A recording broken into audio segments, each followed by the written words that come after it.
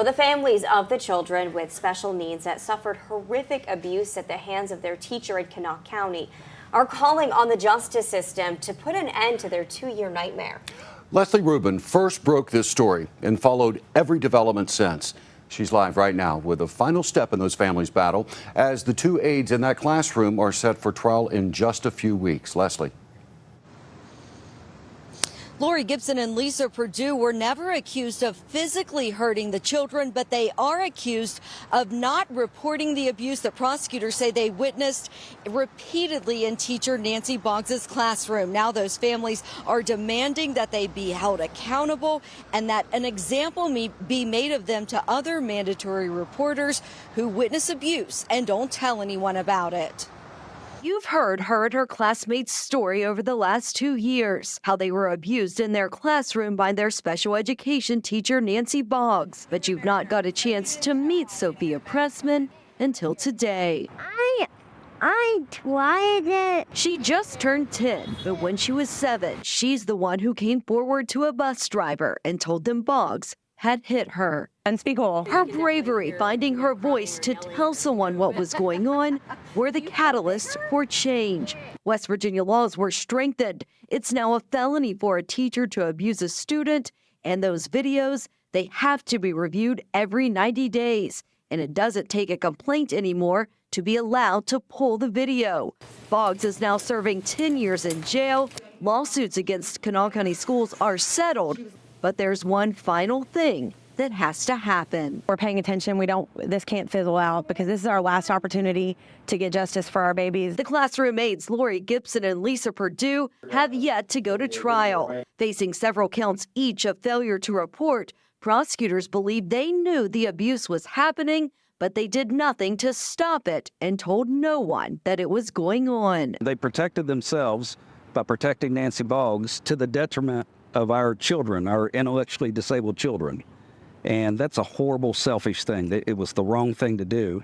And an example needs to be set. Craig Bowden's son, Trent, was also in the classroom. The judge in the case calling it a place of torture. The first time they witnessed abuse, if they'd have made the phone call, it would have been investigated right then and there. A state DHHR report obtained exclusively by Eyewitness News found that child neglect and abuse was substantiated for both aides. State workers said they reviewed classroom video over a 2-week period in September 2021, observing Boggs pulling chairs out from children, slapping them, pushing their heads into desks, even forcing Sophia to eat out of a sink and off the bathroom floor. The document said Gibson reported concerns to the school administration, but only after Sophia told the bus driver.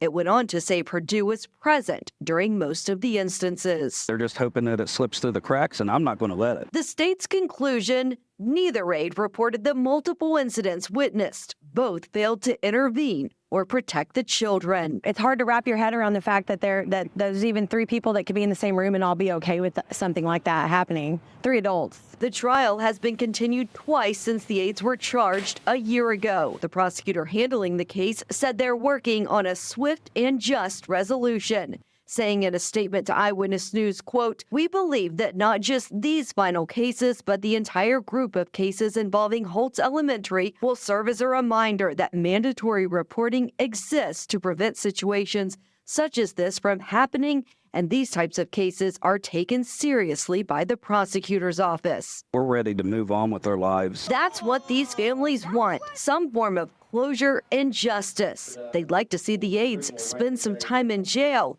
even though the charges are only misdemeanors in the eyes of the law. But more importantly, they say they don't want them to be allowed to work with children ever again. I think that they do need to feel this and it not just be something that they are able to quickly move on from, and because, we'll be dealing with it for life. I reached out to both of the aides' attorneys. Lori Gibson's didn't return a request for comment, while John Mitchell Jr., who's representing Lori Perdue, said the matter had been, quote, pretty much resolved for his client to her relief and satisfaction. He wouldn't elaborate, though, on specifically what that meant and if a deal with the state had been reached. We'll find out in the coming weeks. They're set to appear before Judge Mary Claire Akers on July 31st. For now, reporting live in Charleston, Leslie Rubin, Eyewitness News. We have more great Eyewitness News investigates right here. Subscribe and hit the bell notification to have the latest uploads delivered straight to you.